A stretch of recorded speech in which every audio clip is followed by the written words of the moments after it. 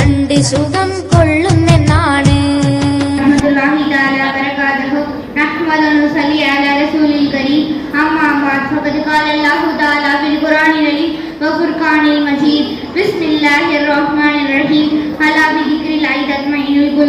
புகழும் புகழ்ச்சியும் பூலைப்படி அல்லாஹ்வுக்கு உண்டாகட்டுமாக.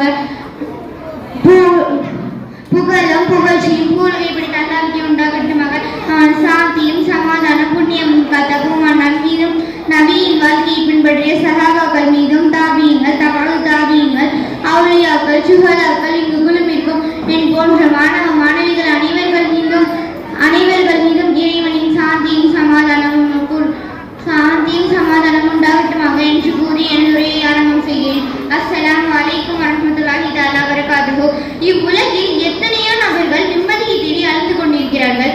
உண்மையில் நிம்மதி என்பது அல்லாஹ்வை திக்ர் செய்து நினைவு கூறுவதில்தான் இருக்கிறது. அல்லாஹ் தனது அருள்மறையாம் திருமறையில் தான் அல்லாஹ்வை திக்ரில்லாஹி தத்மஇன்னுல் குலூப், அறிந்து கொள்ளுங்கள் திக்ர் செய்வதில் தான் உள்ளங்கள் அமைதி பெறுகின்றன என்று கூறுகிறான். அல்லாஹ் கூறுவது போன்று மனிதன் உள்ளம் அமைதியானால் அந்த மனிதன் வாழ்க்கையில் நிம்மதி அடைந்து விடுவான்.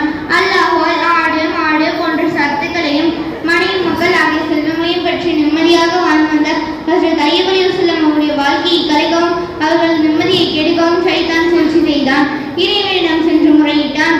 இறைவா, அய்யூப் அலைஹிஸ்ஸலாம் அவர்களுக்கு நீ மிக பெரிய சொத்துக்களை வசப்படுத்தி கொடுத்துள்ளாய், அதனால் தான் உன்னை திக்ர் செய்கிறார்கள், இல்லை என்றால் உன்னை மறந்து விடுவார்கள் என்று கூறியவுடனே, இல்லை, என் அடியானிடம் ஒன்றுமில்லை என்றாலும் என்னை மறக்க மாட்டான் என்பதை நிரூபிப்பதற்காக அய்யூப் அலைஹிஸ்ஸலாம் அவர்களால் இறைக்கும் அனைத்து சொத்துக்களையும் அல்லாஹ் இழக்கச் செய்தான்.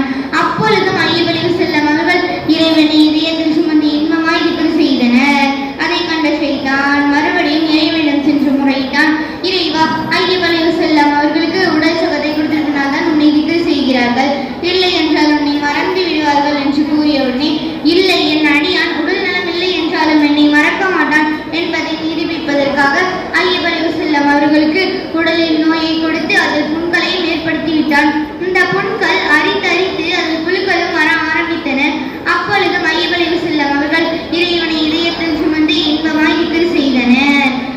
அந்த பொன் நாவிலும் வந்துவிட்டது, அதில் புழுக்களும் வர ஆரம்பித்தன.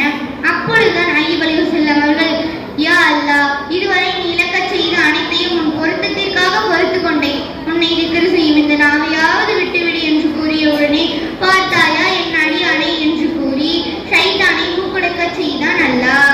மறுபடியும் அல்லாஹ் அய்யூப் அலைஹிஸ்ஸலாம் அவர்கள் இழக்கச் செய்த அனைத்து சொத்துக்களையும் கொடுத்து விட்டான். பார்த்தீர்களா திக்ரின் மகிமையை? நாமும் திக்ர் செய்து சந்தோஷமான மகிழ்ச்சியான செல்வங்கள் நிறைந்த வாழ்க்கையை வாழும் என்பதில் எவ்வித சந்தேகமும் இல்லை. அல்லாஹ் கூறுகிறான், என் அடியான் என்னிடம் ஒரு சான் நெருங்கி வந்தால் நான் நம்மிடம் ஒரு முழம் நெருங்கி வருகிறேன், என் அடியான் என்னிடம் ஒரு முழம் நெருங்கி வந்தால் நான் நம்மிடம் 2 முழம் நெருங்கி வருகிறேன், என் அடியான் என்னிடம் நடந்து வந்தால் நான் நம்மிடம் ஓடி வருகிறேன் என்று அல்லாஹ் கூறியதாக நபி ஸல்லல்லாஹு அலைஹி வஸல்லம் அவர்கள் கூறியுள்ளார்கள். நாமும் திக்ர் செய்து சந்தோஷமான வாழ்க்கையை வாழ்வோம் என்பதில் நாமும் திக்ர் செய்து நம் வாழ்க்கை முழுவதும் இறைவனின் பொருத்தத்தை பெற்று இவ்வுலகிலும்